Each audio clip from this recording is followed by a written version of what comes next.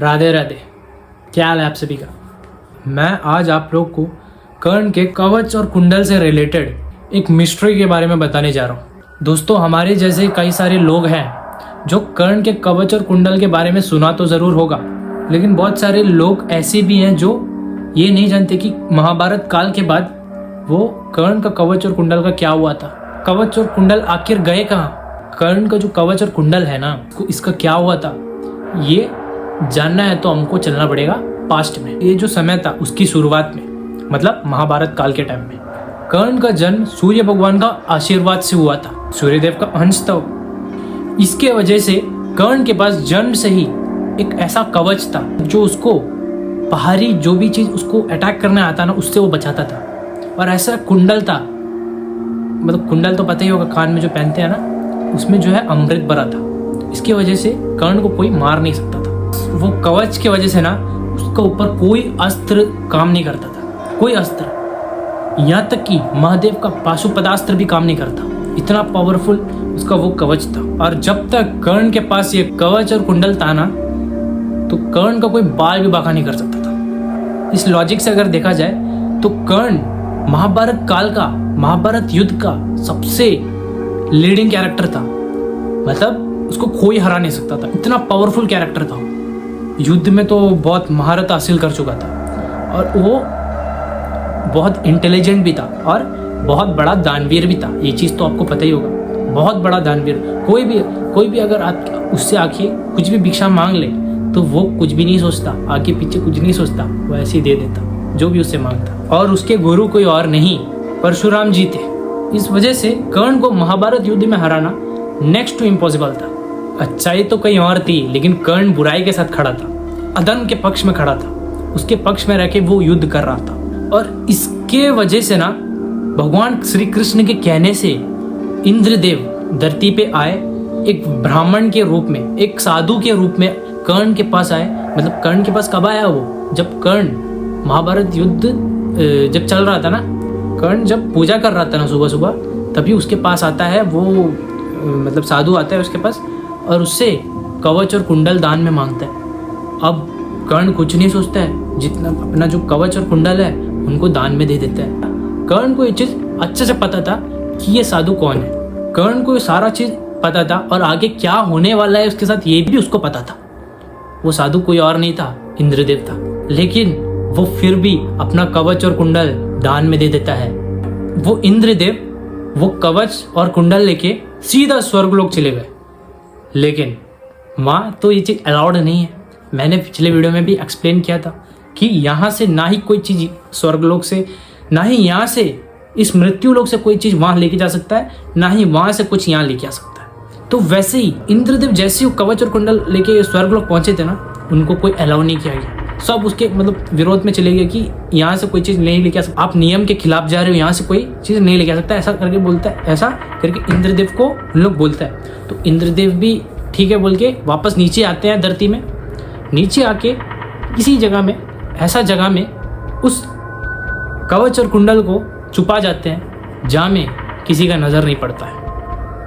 और वो कौन सी जगह है आपको पता चलेगा। और महाभारत काल जब खत्म हुआ, महाभारत युद्ध खत्म होने के बाद ना सब चीज़ नॉर्मल हो गया था। तब इंद्रदेव की नज़र उस कवच और कुंडल में पड़ी। वो उसे हथियाने के लिए धरती पे आया। तभी समुद्र देवता अपना रूप में आते हैं और वो कवच और कुंडल को लेके चंद्रदेव से बचाकर कवच और कुंडल को कुनर्ग नाम के एक जगह पे छुपा दिया। कुनर्ग उड़ीसा के एक छोटे से शहर में स्थित है ये जगह। वहाँ में कहा जाता है कि वहाँ में एक सूर्य मंदिर भी है, एक ऐसा सूर्य मंदिर जिसकी स्थापना 13वीं शताब्दी में हुई थी। अब बात आती है कि इस सूर्य मंदिर में ऐसा क्या खास है। इस मंदिर में ना लेकिन कोई पूजा नहीं की जाती। बहुत सदियों से ये मंदिर है, लेकिन इसका आज तक कभी पूजा नहीं हुआ है। ये ऐसा सूर्य मंदिर है। कई बार कई सारे आक्रमणकारियों ने उस मंदिर को ध्वस्त करने की कोशिश की, लेकिन उसके बाद भी उस मंदिर को पुनः निर्माण किया जाता है। लेकिन क्यों? शायद इसके पीछे यही एक कारण है, और वो कारण कुछ और नहीं, कर्ण का वो कवच और कुंडल है। कर्ण का कवच और कुंडल कहीं और नहीं, उसी मंदिर में स्थित है। बहुत सारे हिंदू माइथोलॉजी से जुड़े बहुत सारी पुस्तकें हैं, किताबें हैं, बहुत सारे स्क्रिप्चर्स हैं जिनमें साफ साफ ये बताया गया है कर्ण का कवच और कुंडल वहाँ मौजूद है जहाँ पर चांद का समुंदर से मिलन होता हो। लेकिन ये कौन सी जगह है? अगर हम इसको गहराई से जानते पता करते हैं ना इसके बारे में, तो ये जगह यही जगह समझ आती है जहाँ कुनार्ग के आसपास एक समुद्र मौजूद है और वहीं पर एक सूर्य मंदिर भी है। वो समुद्र में चंद्र का मिलन होता है, लेकिन वो सूर्य मंदिर में कभी पूजा नहीं होती, पूजा कभी नहीं की जाती है सदियों से।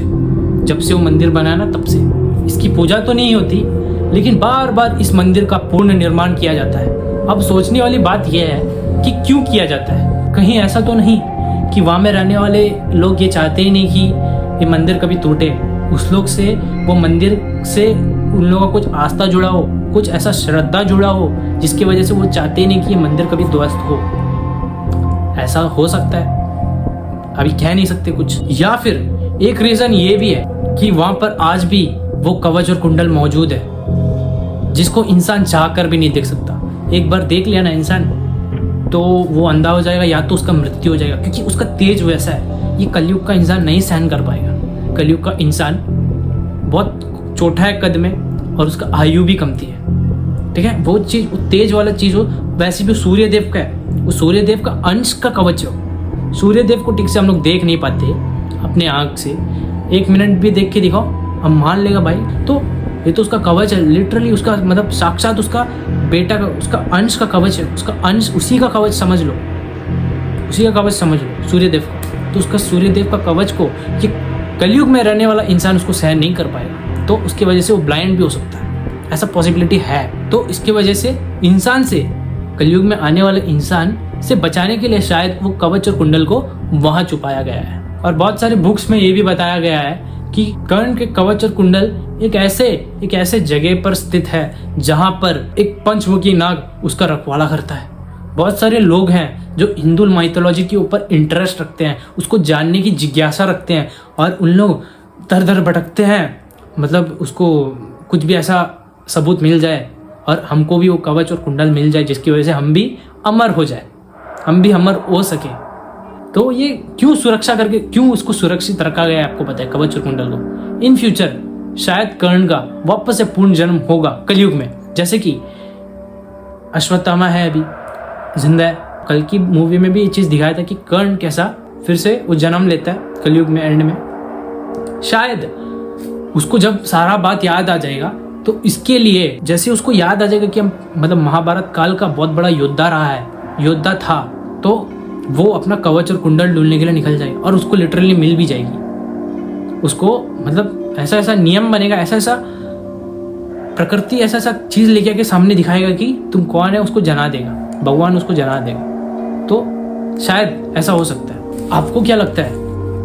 क्या मतलब जैसा कल की मूवी में दिखाया था कि कर्ण का पुनर्जन्म होगा और वो अपना कवच और कुंडल लेने के लिए आएगा और उसको कवच और कुंडल मिल भी जाएगी और वो कलयुग का एंड में वो कली पुरुष को मारने में भगवान का मदद करेगा। क्या आपको लगता है ऐसा कि ऐसा ही होगा? कमेंट सेक्शन में अपनी राय ज़रूर बताना। यहाँ तक ये वीडियो को देखी हो तो चैनल को सब्सक्राइब कर दो, लाइक कर दो, शेयर कर दो, कमेंट कर दो। तब तक के लिए मिलते हैं अगली वीडियो में। Good bye.